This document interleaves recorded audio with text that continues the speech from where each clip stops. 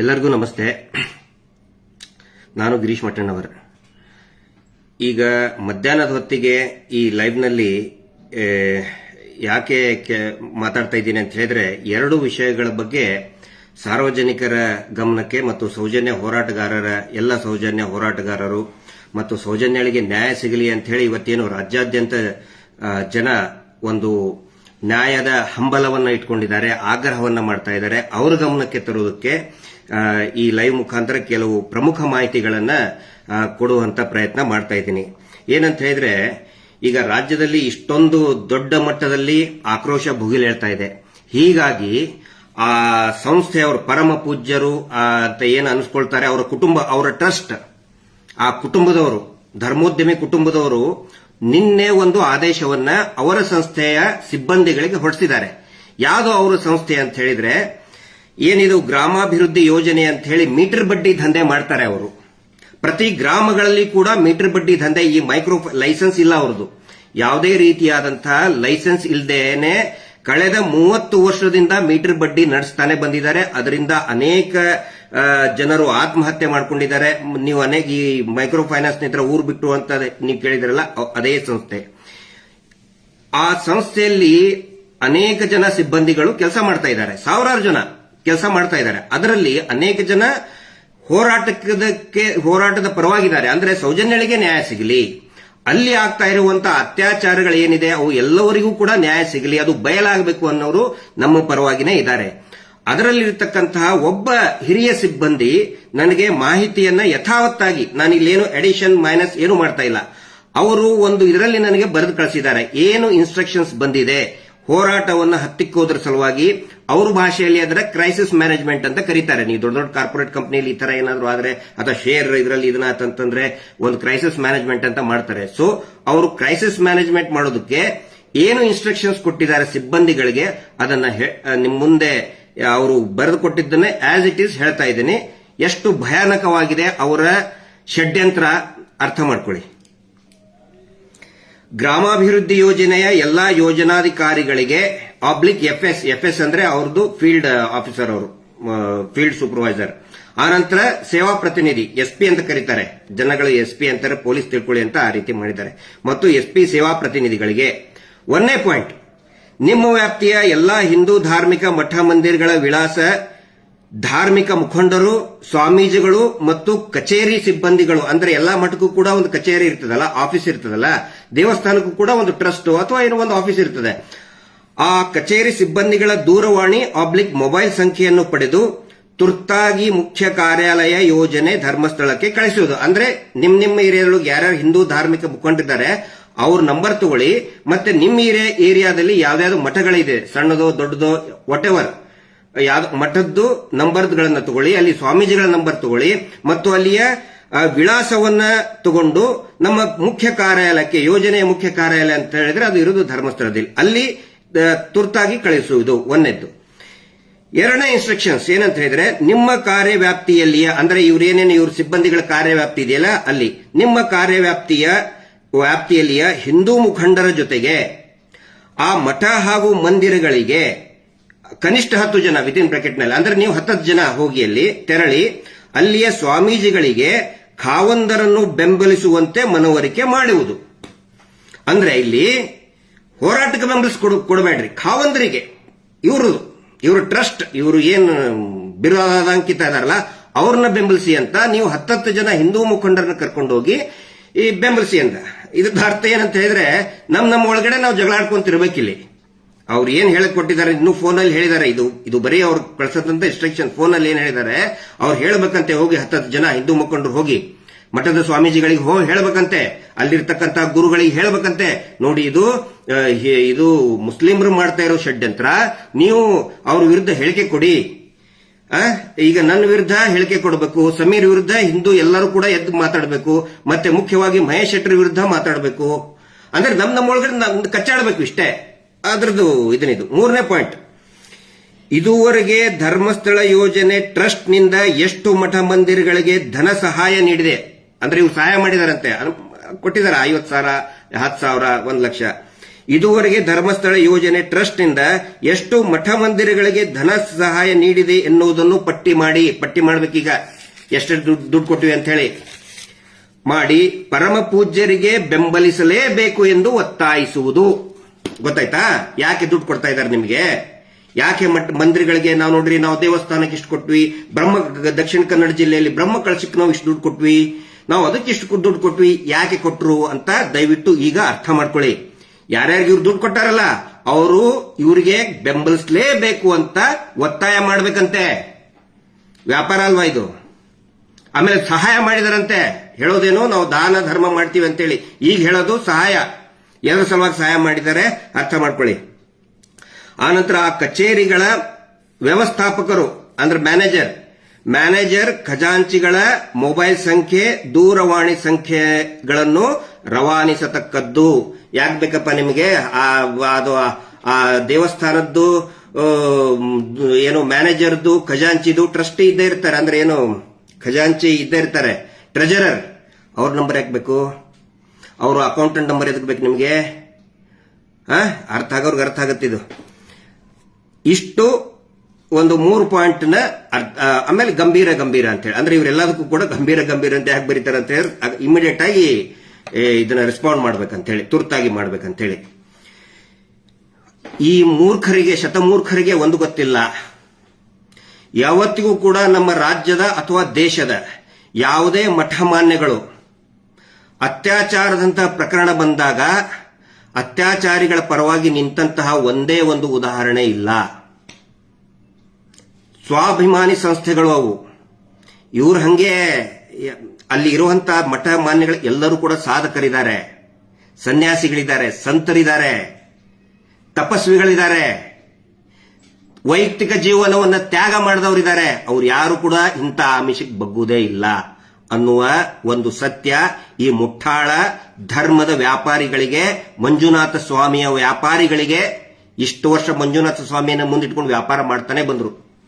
ಮತ್ತೆ ಇದೇ ಧರ್ಮೋದ್ಯಮಿಗಳು, ಇದೇ ರಾಜ್ಯಸಭಾ ಸದಸ್ಯರು ಏನ್ ಹೇಳಿದ್ರು ಅನೇಕ ವರ್ಷಗಳ ಹಿಂದೆ, ಎಲ್ಲಾ ರಾಜಕಾರಣಿಗಳಿಗೆ ಒಂದು ಆಫರ್ ಏನ್ ಕೊಟ್ಟಿದ್ರು ಅಂತ ಹೇಳಿದ್ರೆ, ನೋಡಿ ನೀವು ಮಠದಲ್ಲಿ ಯಾಕೆ ದುಡ್ಡು ಕೊಡ್ತೀರಿ, ಯಾಕೆ ಸ್ವಾಮೀಜಿಗಳಿಗೆ ದುಡ್ಡು ಕೊಡ್ತೀರಿ, ಅದೇ ದುಡ್ಡು ನಮ್ಮಲ್ಲಿ ಈ ಮೀಟರ್ ಬಡ್ಡಿ ದಂಧೆ ಮಾಡ್ತೀವಲ್ಲ, ಈ ನಮ್ದು ಗ್ರಾಮಾಭಿವೃದ್ಧಿ ಯೋಜನೆಯಲ್ಲಿ ಹಾಕಿ ನಿಮಗೆ ಒಂದು 2-5% ಬಡ್ಡಿ ಮೇಲೆ ಕೊಡ್ತೀವಿ ಅಂದಿದ್ದಕ್ಕೆ ಯಾರು ಕೂಡ ಇವತ್ತು ಮಠ ಮಾನ್ಯಗಳಿಗೆ ದುಡ್ಡು ಕೊಡ್ತಾ ಇಲ್ಲ. ಎಲ್ಲರೂ ಕೂಡ ಬಡ್ಡಿ ದಂಧೆ ಮಾಡೋದಕ್ಕೆ ಇವ್ರಿಗೆ ಹಾಕ್ತಾ ಇದ್ದಾರೆ. ಈಗ ಹೇಳ್ತಾ ಇದ್ದಾರೆ ನಮ್ಮ ಸಹಾಯಕ್ಕೆ ಬನ್ನಿ, ಕಾವಂದರಿಗೆ ನಮ್ಗೆ ಏನೋ ಬೆಂಬಲಿಸಿ. ಅಂದ್ರೆ ನಾವೇ ಕಚ್ಚಾಡ್ಬೇಕಿಷ್ಟೇ, ನಾವೇ ಕಚ್ಚಾಡ್ಕೊಂತ ಹೋಗ್ಬೇಕು. ಆದ್ರೆ ಒಂದು ಗೊತ್ತಿರಲಿ, ನಾನು ಕೂಡ ಮಠದ ಆಶ್ರಯದಲ್ಲಿ ಬೆಳೆದವನು. ನಾನು ಏನಾದ್ರೂ ಇಷ್ಟು ಜ್ಞಾನ ಬಂದಿದೆ ಅಂತ ಹೇಳಿದ್ರೆ ಒಂದು ಮಧ್ಯಮ ವರ್ಗದಲ್ಲಿ ಇದ್ದಂಥವನು, ಕೆಳ ಮಧ್ಯಮ ವರ್ಗದ ಬಂದಂಥವನು. ನಾನು ಇಷ್ಟು ಮೇಲೆ ಬಂದಿದ್ದೀನಿ ಅಂತ ಹೇಳಿದ್ರೆ, ನಮ್ಮ ಪರಿವಾರ, ನಮ್ಮ ತಮ್ಮನು ಕೂಡ ಮೇಲೆ ಬಂದಿದ್ದಾನೆ ಅಂತ ಹೇಳಿದ್ರೆ, ನಮ್ಮ ಅಣ್ಣನು ಕೂಡ ಮೇಲೆ ಬಂದಿದ್ದಾನೆ. ನಾವೆಲ್ಲರೂ ಕೂಡ ಮಠದ ಆಶ್ರಯಗಳಲ್ಲಿ ಬಂದಂಥವ್ರು, ನಾವು ಓದದಂಥವ್ರು, ನಮಗೆ ಗೊತ್ತಿದೆ. ಯಾರು ಕೂಡ ಈ ಆಮಿಷಕ್ಕೆ ಬಲಿಯಾಗುವುದಿಲ್ಲ.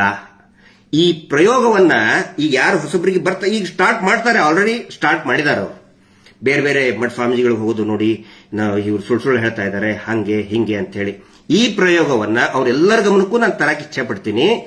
1.5 ವರ್ಷದ ಹಿಂದೆ ಯಾವಾಗ ಸಂತೋಷ್ ರಾವ್ ಖುಲಾಸೆ ಆದ, ಅಂದ್ರೆ ಆರ್ಡರ್ ಬಂತು ಕೋರ್ಟಿಂದ ಅವನು ಅಪರಾಧಿ ಅಲ್ಲ ಅಂತ, ಅವಾಗಲೂ ಕೂಡ ದೊಡ್ಡ ಮಟ್ಟದ ಹೋರಾಟ ಭುಗಿಲೇಳ್ತದೆ ದಕ್ಷಿಣ ಕನ್ನಡ ಜಿಲ್ಲೆಯಲ್ಲಿ, ಉಡುಪಿಯಲ್ಲಿ ಮಹೇಶ್ ಶೆಟ್ಟಿ ತಿಮ್ಮರೋಡಿ ಅವರ ಒಂದು ನೇತೃತ್ವದಲ್ಲಿ. ಅವಾಗ ಏನ್ ಮಾಡಿದ್ರು, ಇವ್ರು ಯಾರ್ಯಾರಿಗೆ ಬ್ರಹ್ಮ ಕಳಶಕ್ಕೆ, ಯಾವ್ಯಾವ ದೇವಸ್ಥಾನಕ್ಕೆ ಬ್ರಹ್ಮ ಕಳಶಕ್ಕೆ ಅದಕ್ಕೆ ಇದಕ್ಕೆ ದುಡ್ಡು ಕೊಟ್ರಲ್ಲ, ಎಲ್ಲರಿಗೂ ಪತ್ರ ಬರೆದ್ರು. ನೀವು ಸೌಜನ್ಯ ಹೋರಾಟಕ್ಕೆ ಮಹೇಶ್ ಶೆಟ್ಟಿ ತಿಮ್ಮರೋಡಿ ಬೆಂಬಲಿಸೋದಕ್ಕೆ ನೀವು ಹೋಗಬಾರದು ಅಂತ ಪತ್ರ ಬರೆದ್ರು.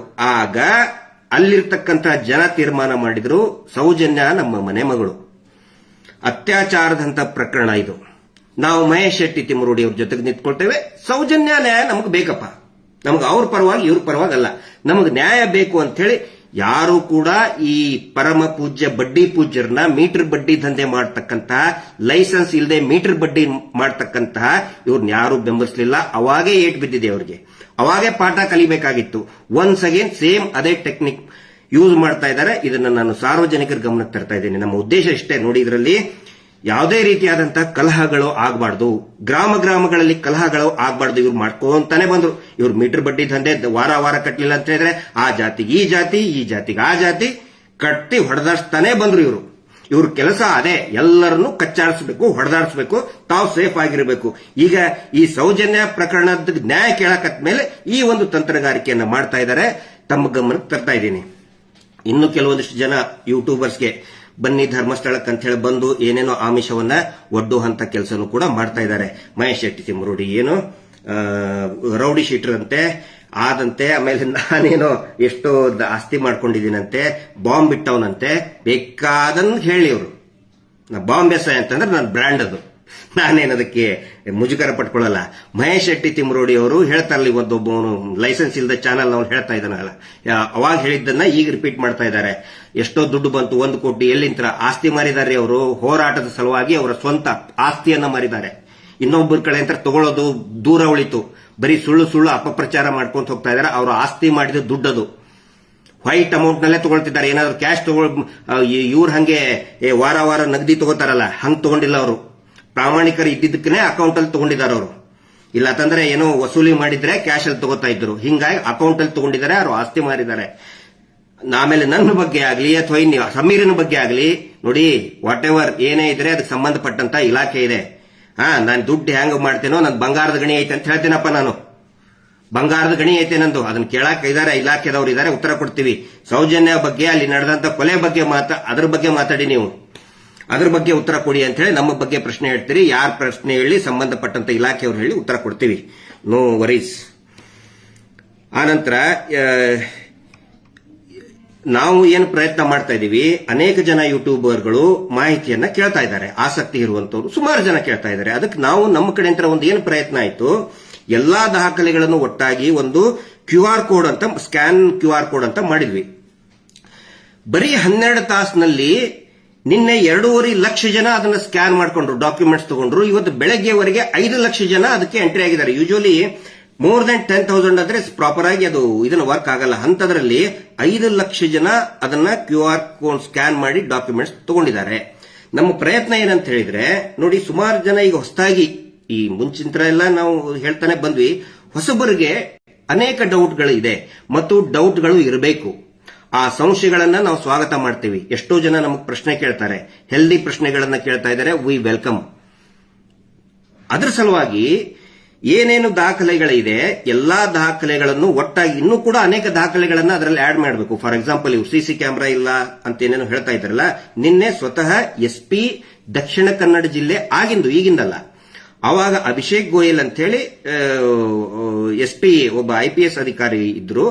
ಅವರು ಸಿಸಿ ಕ್ಯಾಮೆರಾ ಇದೆ ಅಂತ ಹೇಳಿ ಸೌಜನ್ಯ ಘಟನೆ ನಡೆದು ಸಂತೋಷ್ ರಾವ್ನ ಇವರು ಅರೆಸ್ಟ್ ಮಾಡಿದ ಮೇಲೆ, ಅವ್ರ ಜೇನು ಹಿಡಿದು ಕೊಟ್ರಲ್ಲ ಆ ರೇಪಿಸ್ಟ್ಗಳು, ಅದಾದ ಮೇಲೆ ಒಂದು ದೊಡ್ಡ ಪ್ರತಿಭಟನೆ ಇದನ್ನಾಗಿತ್ತು. ಅವಾಗ ಸ್ವತಃ SP ಅಭಿಷೇಕ್ ಗೋಯಲ್ ಸಾಹೇಬ್ರೆ ಹೇಳಿದ್ದನ್ನ, ಅಲ್ಲಿ 2 ಸಿಸಿ ಕ್ಯಾಮೆರಾ ಇತ್ತು, ಅದನ್ನ ನಾವು ವೆರಿಫೈ ಮಾಡ್ತಾ ಇದ್ದಿದ್ದನ್ನ ತೋರಿಸಿದೀವಿ. ಇದುವರೆಗೂ ಕೂಡ ಅದು ಯಾರಿಗೂ, ಅಂದ್ರೆ ಬೇರೆ ಬೇರೆ ಸಭೆಯಲ್ಲಿ ನಾವು ಹೇಳಿದ್ದೇವೆ, ಹಿಂದೆ 1 ವರ್ಷದ ಹಿಂದೆ ಅನೇಕ ಸಭೆಗಳಲ್ಲಿ ಹೇಳಿದೀವಿ. ಬಟ್ ಹೊಸ ಏನು ವ್ಯೂವರ್ಸ್ ಇದ್ದಾರೆ ಅವರಿಗೆ ಗೊತ್ತಾಗ್ಲಿ ಅಂತ ಹೇಳಿ ನಾವು ಅದನ್ನ ತೋರಿಸಿದೀವಿ. ಸೊ ಡೌಟ್ ಕೇಳಿ, ನಾವು ಅದನ್ನ ಸಂಶಯ ಪಡಬೇಕು. ಯಾಕಂದ್ರೆ ಇಟ್ ಇಸ್ ಕ್ರಿಮಿನಲ್ ಅಫೆನ್ಸ್ ಬಗ್ಗೆ ಇರುವಂತದ್ದು. ಡೌಟ್ಗಳು ಸಹಜವಾಗಿರ್ತವೆ. ಎಲ್ಲರಿಗೂ ಕೂಡ ಆ ಡೌಟ್ ಕ್ಲಿಯರ್ ಮಾಡ್ಕೊಳ್ಳಿ ಅಂತ ಹೇಳಿ ಎಲ್ಲಾ ಡಾಕ್ಯುಮೆಂಟ್ಸ್ ಒಟ್ಟಾಗಿ ಒಂದು QR ಕೋಡ್ ಅಲ್ಲಿ ಹಾಕುವಂತ ಪ್ರಯತ್ನ ನಾವು ಮಾಡ್ತಾ ಇದ್ರೆ, ಇವ್ರು ಏನ್ ಮಾಡ್ತಾ ಇದ್ದಾರೆ, ಆ QR ಕೋಡ್ ಅನ್ನ ಹ್ಯಾಕ್ ಮಾಡಿ ಅದರಲ್ಲಿ ಸೌಜನ್ಯಾಳ ಫೋಟೋವನ್ನ ಡಿಲೀಟ್ ಮಾಡ್ಸಕ್ ನೋಡ್ತಾ ಇದ್ದಾರೆ. ಯಾಕೆ ಹಿಂಗ್ ಮಾಡ್ತಾ ಇದ್ದಾರೆ ಅಂತ ಹೇಳಿದ್ರೆ, ಅದಕ್ಕೊಂದು ಪ್ರಮುಖ ಕಾರಣ ಇದೆ. ಆಸ್ ಪರ್ ಇದರ ಏನೋ IPC ಮತ್ತೆ ಈಗ ಇದರಲ್ಲಿನೂ ಕೂಡ ಇದೆ, ಏನೋ BNS ನಲ್ಲಿನೂ ಕೂಡ ಇದೆ.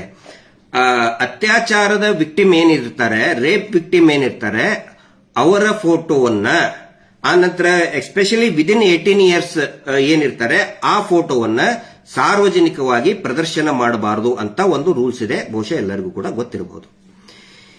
ಅತ್ಯಾಚಾರಿಗಳು ಏನ್ ಮಾಡ್ತಾ ಇದ್ದಾರೆ, ಆ ಕಾನೂನನ್ನು ಯೂಸ್ ಮಾಡ್ತಾ ಇದ್ದಾರೆ ಅವ್ರು ಬಚಾವಾಗೋದಕ್ಕೆ. ಇದಕ್ಕೆ ಆಸ್ ಅ ರೆಮಿಡಿ 1 ವರ್ಷದ ಹಿಂದೆನೆ ಸೌಜನ್ಯಾಳ ತಾಯಿ ಕುಸುಮಾವತಿಯವರು ಮತ್ತು ಅವರ ತಂದೆ, ಆಗ ಜೀವಂತ ಇದ್ದಂತ ಅವರ ತಂದೆ ಚಂದಪ್ಪ ಗೌಡ್ರು ಇಬ್ಬರೂ ಸೇರಿ ಒಂದು ಅಫಿಡವಿಟ್ ಅನ್ನ ಕೊಟ್ಟಿದ್ದಾರೆ. ಏನು ಅಂತ ಹೇಳಿದ್ರೆ, ನೋಡಿ, ನನ್ನ ಮಗಳ ನ್ಯಾಯಕ್ಕೋಸ್ಕರ ನನ್ನ ಮಗಳ ಭಾವಚಿತ್ರ ಯಾರು ಬೇಕಾದರೂ ಉಪಯೋಗ, ಹೆಸರು, ಫೋಟೋಗಳನ್ನ ಮತ್ತು ವಿಡಿಯೋಗಳನ್ನ, ಆ ಟೈಮ್ನಲ್ಲಿ ವಿಡಿಯೋ ಮಾಡ್ಕೊಂಡು ಡೆಡ್ ಬಾಡಿ ಅದನ್ನ ಯಾರು ಬೇಕಾದರೂ ಕೂಡ ಉಪಯೋಗ ಮಾಡ್ಕೋಬಹುದು ಅಂತ ಅಫಿಡಾವಿಟ್ ಕೊಟ್ಟಿದ್ದಾರೆ. ಇದು ಎಲ್ಲರ ಗಮನಕ್ಕಿರಲಿ. ಇವ್ರೇನ್ ಮಾಡ್ತಾ ಇದ್ದಾರೆ, ಮಿಸ್ಟರ್ ಪರಮ ಬಡ್ಡಿ ಪೂಜ್ಯರ ನಿಜವಾದ ಅತ್ಯಾಚಾರಿ ಕುಟುಂಬದವ್ರು ಏನ್ ಮಾಡ್ತಾ ಇದ್ದಾರೆ, ಆ ಕಾನೂನನ್ನ ಅವರು ಉಪಯೋಗಿಸ್ಕೊಂಡು ಅವರು ಹೆದರ್ಕೊಂಡು ಬಚಾವಾಗೋದಕ್ಕೆ ಆದೇಶವನ್ನ ಎಲ್ಲಾ ತಾಲೂಕಾಧಿಕಾರಿಗಳಿಗೆ, ಕಾರ್ಪೊರೇಷನ್ಗೆ ನೋಡಿ ಪೋಸ್ಟರ್ ಹಾಕ್ತಾ ಇದ್ದಾರೆ. ಇವರು ಇದು ಕಾನೂನಿದೆ, ಅತ್ಯಾಚಾರದ ವಿಕ್ಟಿಮ್ ಅದರ ಫೋಟೋ ಹಾಕಬಾರ್ದು ಅಂತೇಳಿ ಅವರು ಅದನ್ನು ದುರ್ಬಳಕೆ ಮಾಡ್ತಾ ಇದ್ದಾರೆ. ಬಟ್ ಅದಕ್ಕೆ ಪ್ರತಿಯಾಗಿ ಕುಸುಮಾವತಿ ಅವರು ಆ ಅಫಿಡೇವಿಟ್ ಕೊಟ್ಟಿದ್ದಾರೆ. ಎದರ ಬೇಸ್ ಮೇಲೆ ಅಂತ ಹೇಳಿದ್ರೆ, ನಿರ್ಭಯ ಹೋರಾಟ ನಡಿಬೇಕಾದ್ರೆ ಏನಾಯ್ತು, ಅವಾಗಲೂ ಕೂಡ ಈ ಪ್ರಶ್ನೆ ಬಂತು. ಅವಾಗ ನಿರ್ಭಯಾಳ ತಾಯಿ ಬಹಳ ಒಂದು ಇದನ್ನ ಸ್ಟೇಟ್ಮೆಂಟ್ ಕೊಟ್ಟರು, ಬೋಲ್ಡ್ ಆಗಿ ಒಂದು ಸ್ಟೇಟ್ಮೆಂಟ್ ಕೊಟ್ಟರು. ನೋಡಿ, ಅವಳು ನನ್ನ ಮಗಳ ಕ್ಯಾರೆಕ್ಟರ್ ಹೆಂಗ್ ಅಂತ ನನಗೆ ಗೊತ್ತಿದೆ. ಯಾಕಂದ್ರೆ ಅವಾಗಲೂ ಕೂಡ ಆ ನಿರ್ಭಯ ಕ್ಯಾರೆಕ್ಟರ್ನ ಹಾಳು ಮಾಡೋಕೆ ಬಹಳಷ್ಟು ಪ್ರಯತ್ನ ಮಾಡಿದ್ರು. ಈ ಅತ್ಯಾಚಾರಿಗಳ ಪರವಾಗಿದ್ದಂತ ಅಡ್ವೊಕೇಟು ಎಲ್ಲರೂ ಬಹಳ ಕೆಟ್ಟದಾಗಿ ಮಾತಾಡಿದ್ರು. ಆವಾಗ ನಿರ್ಭಯಾಳ ತಾಯಿ ಆಶಾದೇವಿ ಸಿಂಗ್ ಕೋರ್ಟ್ಗೆ ಬಂದು ಒಂದು ಬೋಲ್ಡ್ ಸ್ಟೇಟ್ಮೆಂಟ್ ಕೊಟ್ಟರು. ಮೀಡಿಯಾ ಮುಂದನ್ನು ಕೂಡ ಕೊಟ್ಟರು. ನೋಡಿ, ನನ್ನ ಮಗಳ ಹೆಸರು ಜ್ಯೋತಿ ಸಿಂಗ್, ನನಗೆ ಯಾವುದೇ ಅಳುಕು ಇಲ್ಲ, ಅವಳು ಧೈರ್ಯವಾಗಿ ಪರಿಸ್ಥಿತಿಯನ್ನ ಎದುರಿಸಿದಾಳೆ, ಅತ್ಯಾಚಾರಿಗಳನ್ನ ಎದುರಿಸಿದಾಳೆ. ಸಾವಿನ ಹಾಸಿಗೆಯಲ್ಲಿ ಇದ್ದಾಗಲೂ ಕೂಡ ಅಮ್ಮ, ಆ ಅತ್ಯಾಚಾರಿಗಳಿಗೆ ಸುಮ್ಮನೆ ಬಿಡಬೇಡಿ, ಅವರಿಗೆ ಶಿಕ್ಷೆ ಆಗಲೇಬೇಕು ಅಂತ ಹೇಳಿದಾಳೆ. ನನ್ನ ಮಗಳ ಹೆಸರು ಜ್ಯೋತಿ ಸಿಂಗ್ ಅಂತ ಧೈರ್ಯವಾಗಿ ಹೇಳಿದ್ದಾರೆ ಆಶಾದೇವಿ ಅವರು. ಅದರ ಬೇಸಿಸ್ ಮೇಲೆನೆ ಸೌಜನ್ಯ ತಾಯಿನೂ ಕೂಡ ಅಫಿಡೇವಿಟ್ ಕೊಟ್ಟಿದ್ದಾರೆ. ಇದು ಎಲ್ರಿಗೂ ಕೂಡ ಗಮನಕ್ಕಿರಲಿ. ಪೊಲೀಸರೀಗ ಹೈಕೋರ್ಟ್ ಆಗೈತೆ, ಹೆಸರೆತ್ತು ಸೌಜನ್ಯ ಹೋರಾಟನೇ ಮಾಡಬಾರ್ದು ಅಂತೇಳಿ ಸುಳ್ಳು ಇವರ ಒಂದಿಷ್ಟು ಲಾಯರ್ಗಳ ಪೊಲೀಸರಿಗೆ ಕಳಿಸ್ಕೊಡ್ತಾ ಇದ್ದಾರೆ. ಆ ಆದೇಶದಲ್ಲಿ ಸೌಜನ್ಯ ಹೋರಾಟ ಮಾಡಬಾರ್ದು ಅಂತ ಎಲ್ಲೂ ಇಲ್ಲ. ಅದರಲ್ಲಿ ಇರೋದು ಈ ಕುಟುಂಬಕ್ಕೆ ಇವ್ರು ಹೇಳಿರೋದು. ಅದನ್ನು ನಾವು ಚಾಲೆಂಜ್ ಮಾಡ್ತೇವೆ. ವೆರಿ ಶಾರ್ಟ್ಲಿ ನಮಗೆ ರಿಸಲ್ಟ್ ಬರ್ತದೆ. ಲೀಗಲ್ ಬ್ಯಾಟಲ್ ಬಗ್ಗೆ ನಾನು ಬಹಿರಂಗವಾಗಿ ಮಾತಾಡಲ್ಲ. ಆ ಆದೇಶದಲ್ಲಿ ಸೌಜನ್ಯ ಹೋರಾಟ ಮಾಡಬೇಕಾದ್ರೆ ಯಾರು ಕೂಡ ಈ ಭಯಂಕರ ಅಗದಿ ಏನು ವಿಶ್ವವಿಖ್ಯಾತ ಕುಟುಂಬದ ಹೆಸರು ತಗೋಬೇಡಿ, ಅವರಿಗೆ ಬೈಬೇಡಿ ಅಂತ ಹೇಳಿದೆ. ಇಷ್ಟೇ ಇರೋದು. ಹಿಂಗಾಗಿ ಯಾರು ಬೇಕಾದರೂ ನ್ಯಾಯಕ್ಕೆ ಆಗ್ರಹಿಸಿ ಧರ್ಮಸ್ಥಳದಲ್ಲಿ ಒಂದು ಪುಣ್ಯಕ್ಷೇತ್ರ, ಶ್ರೀ ಕ್ಷೇತ್ರ, ಪವಿತ್ರ ಕ್ಷೇತ್ರದ ಅಂಗಳದಲ್ಲಿ ನಡೆದಂತಹ, ಅಲ್ಲಿರುವಂತಹ ಆ ಮಾನವರಿಂದ ನಡೆದಂತಹ ಕುಕೃತ್ಯಕ್ಕೆ ನ್ಯಾಯ ಸಿಗಬೇಕು, ತನಿಖೆ ಆಗಬೇಕು ಅಂತ ಹೇಳಿ ಯಾರು ಬೇಕಾದರೂ ಪ್ರತಿಭಟನೆ ಮಾಡಬಹುದು, ಆಗ್ರಹ ಮಾಡಬಹುದು. ಹೀಗಾಗಿ ನಾನು ವಿನಂತಿ ಮಾಡ್ಕೊಳ್ತೇನೆ ಎಲ್ರಿಗೂ ಕೂಡ. ಇವತ್ತು ಅನೇಕ ಜನ ಯುವಕರು ಸಜೆಷನ್ ಕೊಡ್ತಾ ಇದ್ದಾರೆ. ತುಂಬಾ ಬ್ಯೂಟಿಫುಲ್, ವೆರಿ ಕ್ರಿಯೇಟಿವ್ ಸಜೆಷನ್ ಕೊಡ್ತಾ ಇದ್ದಾರೆ ಯುವಕರು. ಇನ್ಸ್ಟಾಗ್ರಾಮ್ ನಲ್ಲಿ ನಾವು ನೋಡ್ತಾ ಇದ್ದೇವೆ, ಗಮನಿಸ್ತಾ ಇದ್ದೇವೆ.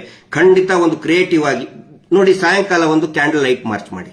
ಯಾರು ಕೂಡ ನಮಗಿಲ್ಲ ಅನ್ನಲ್ಲ, ಮೌನವಾಗಿ ಮಾರ್ಚ್ ಮಾಡಿ. ಜಸ್ಟಿಸ್ ಫಾರ್ ಸೌಜನ್ಯ, ಅಥವಾ ಅಲ್ಲಿ ಧರ್ಮಸ್ಥಳದಲ್ಲಿ ನ್ಯಾಯ ಸಿಗಲಿ, ಅಲ್ಲಿಯ ಅತ್ಯಾಚಾರಗಳು ಏನು ನಡೆದಿದ್ದೇವೆ ಅದರದ್ದು ಒಂದು ತನಿಖೆ ಆಗಲಿ ಅಂಥೇಳಿ ನೀವೇ ಒಂದು ಮಾರ್ಚ್ ಮಾಡಿ, ಒಂದು ಕ್ಯಾಂಡಲ್ ಲೈಟ್ ಮಾರ್ಚ್ ಅನ್ನ ಇಮಿಡಿಯೇಟ್ ಆಗಿ ಸ್ಟಾರ್ಟ್ ಮಾಡಿ. ಇವತ್ತು ಸಾವಿರಾರು ಜನ ನಮಗೇನು ಫೋನ್ ಮಾಡ್ತಾ ಇದ್ದಾರೆ, ಬೆಂಗಳೂರಿನಲ್ಲಿ ಒಂದು ಪ್ರತಿಭಟನೆ ಆಗಲೇಬೇಕು ಅಂತ ಹೇಳಿ. ಅದ್ರ ತಕ್ಕಂಗೆ ಜನನೇ ತೀರ್ಮಾನ ತಗೊಳ್ತಾರೆ. ಜನ ತೀರ್ಮಾನ ತಗೋಬೇಕಾಗತ್ತೆ. ಜನ ಯಾವ ರೀತಿ ಹೇಳ್ತಾರೆ ಆ ರೀತಿ ವ್ಯವಸ್ಥೆಗಳು ಆಗ್ತವೆ. ನಾನು ಕೊನೆಯದಾಗಿ ಇನ್ನೂ ಒಂದು ಹೇಳೋದು, ಈಗ ಯೂಟ್ಯೂಬರ್ಗಳಿಗೆ ನಾನು ವಿನಂತಿ ಮಾಡ್ಕೊಳ್ತಾ ಇದ್ದೇನೆ. ಇಷ್ಟೊಂದು ದೊಡ್ಡ ಮಟ್ಟದಲ್ಲಿ ಆಗಿದೆ, ಸಮೀರ್ಗೆ ದೊಡ್ಡ ಮಟ್ಟದ ಒಂದು ಬೆಂಬಲ ಸಿಕ್ಕಿದೆ ಅಂತ ಹೇಳಿದ್ರೆ that is because of YouTubers. ಆದ್ರೆ ಈಗೇನಾಗುತ್ತೆ, ನನಗೆ ಎಲ್ಲರಿಗೂ ಕೂಡ ನನಗೆ ಅಂದ್ರೆ ಇಂಡಿವಿಜುವಲ್ ಆಗಿ ಅವ್ರವ್ರ ಮನೆ ಹತ್ರ ಹೋಗಿ ಅಥವಾ ಸ್ಟುಡಿಯೋಕ್ಕೆ ಹೋಗಿ ಭೇಟಿ ಆಗೋದಕ್ಕೆ ಆಗ್ತಾ ಇಲ್ಲ. ಸಾಧ್ಯ ಆದಷ್ಟು ನಾನು ಅವ್ರಿಗೆ ಅಟೆಂಡ್ ಮಾಡ್ತಾ ಇದ್ದೀನಿ, ರೀಚ್ ಆಗ್ತಾ ಇದ್ದೀನಿ. ಆನಂತರ ಸಮೀರ್ ಅವರಿಗೂ ಕೂಡ ಅವ್ರದೇ ಆದಂತಹ ಒಂದು friends, YouTube basically is a YouTuber, ಅವ್ರದೇ ಆದಂತಹ ಫ್ರೆಂಡ್ ಸರ್ಕಲ್ ಇರ್ತದೆ. ಅವ್ರ ಜೊತೆಗೆ ಭೇಟಿ ಆಗ್ತಾರೆ, ಭೇಟಿಯಾದಾಗ ಫೋಟೋ ತಕ್ಕೋತಾರೆ. ಅದನ್ನು ಹೋದ್ಮೇಲೆ ಬೇರೆಯವರು ಈಗ ಪ್ರೊಫೆಷನಲ್ ಜಲಸಿಸಮ್ ಆರ್ ವಾಟ್ ಎವರ್ ಕಾಂಪಿಟೇಷನ್ ಇರ್ತದೆ. ಹಿಂಗಾಗಿ ನಿಮ್ಮ ಪ್ರೊಫೆಷನಲ್ ಇದನ್ಗೋಸ್ಕರ ಈ ಹೋರಾಟಕ್ಕೆ ಯಾವುದೇ ರೀತಿಯಾದಂತಹ ಧಕ್ಕೆ ಬರಲಾರ್ದಂಗೆ ನೋಡಿ. ಆನಂತರ ಇದು ನನ್ನ ವ್ಯಕ್ತಿಯ ಒಬ್ಬನ ಸುತ್ತಲೂ ಸುತ್ತುದು ಬೇಡ. ಇಲ್ಲಿ Girish Mattannavar is not important. Mahesh Shetty Timarodi ಅವರು ಒಳ್ಳೆ ಫೌಂಡೇಶನ್ ಹಾಕಿದ್ದಾರೆ, ಮತ್ತೆ ಸಮೀರ್ನಂತಹ ಅನೇಕ ಯೂಟ್ಯೂಬರ್ಗಳು ಮಾತಾಡ್ತಾ ಇದ್ದಾರೆ.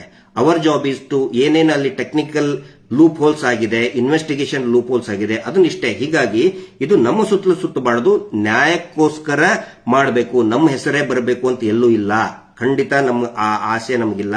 ಯಾಕಂದ್ರೆ ಒಬ್ರು ನಮ್ಮ ಸ್ನೇಹಿತರು ಬಂದು ಹೋಮ್ ಟೂರ್ ಮಾಡಿದ್ರು, ಕೆಲವೊಬ್ರು ಆಕ್ಷೇಪ ವ್ಯಕ್ತಪಡಿಸಿದ್ದಾರೆ. ನಾನು ಯಾರಿಗೂ ಕೂಡ ಹೋಮ್ ಟೂರ್ ಮಾಡಿ ಅಂತ ಹೇಳಿಲ್ಲ, ಬಟ್ ಸಡನ್ ಆಗಿ ಕ್ಯಾಮ್ರಾ ತಗೊಂಡು ಬಂದಾಗ ಅವರು ರಿವೀಲ್ ಮಾಡ್ತಾರೆ, ಇಲ್ಲ ನಿಮ್ಮ ಬಗ್ಗೆ ಆಸಕ್ತಿ ಇರ್ತದೆ ಅಂತ ಹೇಳಿ. ಬಟ್ ಪರ್ಸನಲಿ ನನಗೆ ನನ್ನ ವೈಯಕ್ತಿಕ ಜೀವನದ ಏನೋ ಮಾಡಿಬಿಟ್ಟೆ ಅಂತ ಹೇಳೋದಕ್ಕೆ ಖಂಡಿತ ಆಸಕ್ತಿ ಇಲ್ಲ. ಸೀರಿಯಸ್ ಇಶ್ಯೂ ಸೌಜನ್ಯ ಪ್ರಕರಣ, ಅಲ್ಲಿ ನಡೆದಂತ ಹತ್ಯೆ, ಇದು ಸೀರಿಯಸ್ ವಿಷಯ. ಅದರ ಸುತ್ತಲೂ ಕೂಡ ಇದು ಏನೋ ಅದರ ಕುರಿತಾಗಿ ಫೋಕಸ್ ಆಗಿ ಎಲ್ಲರೂ ಕೂಡ ವ್ಯಕ್ತಿಗತವಾಗಿ ಫೋಕಸ್ ಆಗೋದು ಬೇಡ. ಸಮೀರ್ ಅವರು ಕೂಡ ನೋಡಿ, is a very practical person, very humble person. ಅಹಂಕಾರದ ಒಂದೇ ಒಂದು ಇಷ್ಟು ಪ್ರಚಾರ ಸಿಕ್ತು ಅಂತ ಹೇಳಿ ಒಂದೇ ಒಂದು ಕೂದಲೆಷ್ಟು ಅಹಂಕಾರವನ್ನ ನಾನು ಸಮೀರ್ ಅವರಲ್ಲಿಯೂ ನೋಡಿಲ್ಲ, ಆನಂತರ ಮಹೇಶ್ ಶೆಟ್ಟಿ ತಿಮರೋಡಿ ಅವರಲ್ಲಿಯೂ ಕೂಡ ನಾನು ನೋಡಿಲ್ಲ. ಈ ಹೋರಾಟದ ಒಂದು ವಿಶೇಷತೆ ಅಂತ ಹೇಳಿದ್ರೆ ಅಹಂಕಾರಕ್ಕೆ ಇಲ್ಲಿ ಅವಕಾಶ ಇಲ್ಲ. ಯಾರು ಅಹಂಕಾರ ನಾನೇ ನಾನೇ ನಾನೇ ಅಂತ ಹೇಳ್ತಾರೆ, ಅವ್ರಿಗಿಲ್ಲಿ ಅವ್ರು ಆಟೋಮೆಟಿಕ್ ಆಗಿ ಅವರೇ ಹೋಗ್ಬಿಡ್ತಾರೆ. ಸೊ ಇಷ್ಟು ನಾನು ಹೇಳಬೇಕಾಗಿತ್ತು. ಎಲ್ಲರೂ ಕೂಡ ಹೋರಾಟದ ಮೇಲೆ ಫೋಕಸ್ ಮಾಡಿ, ನ್ಯಾಯಕ್ಕೋಸ್ಕರ ಫೋಕಸ್ ಮಾಡಿ, ನಾಟ್ ಆನ್ ನಮ್ಮಂತಹ ಇಂಡಿವಿಜುವಲ್. ನಮ್ಮಂತವ್ರು ಸಾವಿರಾರು ಜನ ಇದ್ದಾರೆ, ನಾನಿಲ್ಲ ಅಂದ್ರೆ ನನ್ನಂತ 1000 ಜನ ಹುಟ್ಟಿಸುವಂತ ಕೆಪಾಸಿಟಿ ಆ ಸೌಜನ್ಯ ಶಕ್ತಿಗಿದೆ, ಮಂಜುನಾಥ ಸ್ವಾಮಿಗಿದೆ. ಸೊ ಎಲ್ಲರೂ ಕೂಡ ಹೋರಾಟದ ಬಗ್ಗೆ, ನ್ಯಾಯದ ಕುರಿತಾಗಿ ಫೋಕಸ್ ಮಾಡಿ ಅಂತ ಹೇಳ್ತಾ, ನಿನ್ನೆ ಒಬ್ರು ಹೇಳಿದ್ರು ನನಗೆ, ಈ ಕಲಿಯುಗದಲ್ಲಿ ದೇವರು ಬರೋದು, ಈ ಒಂದೊಂದು ಯುಗದಲ್ಲಿ ಈಗ ಕೃಷ್ಣನ ಅವತಾರದಲ್ಲಿ ದೇವರು ಪ್ರತ್ಯಕ್ಷ ಆದರಂತೆ, ಆನಂತರ ರಾಮನ ಅವತಾರದಲ್ಲಿ ಪ್ರತ್ಯಕ್ಷರಾದರಂತೆ. ಆದರೆ ಈ ಯುಗದಲ್ಲಿ ದೇವರು ಪ್ರತ್ಯಕ್ಷ ಆಗೋದು ಜನಸಾಮಾನ್ಯರ ರೂಪದಲ್ಲಿ. He comes in the form of a common man. ಈಗ ಜನ ಎದ್ದಾಗಿದೆ. ಪ್ರತಿಯೊಬ್ಬ ಇದೇನು ಮಾಸ್ ಇದೆಯಲ್ಲ, ಜನಸಾಮಾನ್ಯರ ಸಮೂಹ ಇದೆಯಲ್ಲ, ಸುನಾಮಿ ತರ ಬರ್ತಾ ಇದೆಯಲ್ಲ, ಅದೇ ದೇವರ ಸ್ವರೂಪ. ನೀವು ಹಿಂದೂಗಳು ಹಿಂದೂಗಳಾಗಿನೇ ತಿಳ್ಕೊಳ್ಳಿ, ಮುಸಲ್ಮಾನರು ಮುಸಲ್ಮಾನ್ ರೀತಿಯಲ್ಲಿನೇ ತಿಳ್ಕೊಳ್ಳಿ, ಕ್ರಿಶ್ಚಿಯನ್ರು ಕ್ರಿಶ್ಚಿಯನ್ ರೀತಿಯಲ್ಲಿನೇ ಯೇಸು ಅಂತ ಬಂದ ಅಂತಾನೆ ತಿಳ್ಕೊಳ್ಳಿ. ಸೊ ಧರ್ಮದ ಭೇದ ಭಾವ ಬೇಡ. ದೇವರು ಬರೋದು in the form of a common man, ಸಾಮಾನ್ಯ ವ್ಯಕ್ತಿಯ ರೂಪದಲ್ಲಿ ಬಂದಾಗಿದೆ. ಹಿಂಗಾಗಿ ಇವ್ರು ಏನೇನೋ ಅಗಳನ್ನ ಈಗ ಹೇಳಿದ್ನಲ್ಲ, ಅಲ್ಲಿ ಹೋಗಿ ನಮ್ಮ ವಿರುದ್ಧ ಸ್ಟೇಟ್ಮೆಂಟ್ ಕೊಡಿ, ಆ ಧರ್ಮದವರು ಆ ಧರ್ಮಕ್ಕೆ ಹೋಗಿ ಸ್ಟೇಟ್ಮೆಂಟ್ ಕೊಡಿ, ಅವು ಯಾವ ಕುತಂತ್ರಗಳು ಕೂಡ ನಡೆಯೋದಿಲ್ಲ ಅಂತ ಒಂದು ಮಾತು ಹೇಳ್ತಾ, ಎಲ್ಲರೂ ಕೂಡ ಇದೇ ರೀತಿಯಾದಂತಹ ಒಂದು ಪ್ರಯತ್ನದಿಂದ ಸೌಜನ್ಯಾಳಿಗೆ ಮತ್ತು ಅಲ್ಲಿ ನಡೆದಂತ ಎಲ್ಲರಿಗೂ ಕೂಡ, ಎಲ್ಲ ಆತ್ಮಗಳಿಗೂ ಒಂದು ಶಾಂತಿ ಸಿಗಲಿ, ನ್ಯಾಯ ಸಿಗಲಿ ಅಂತ ಹೇಳ್ತಾ ಈ ಲೈವ್ ಅನ್ನು ಮುಗಿಸ್ತಾ ಇದ್ದೇನೆ. Justice for Soujanya. ನಮಸ್ತೆ.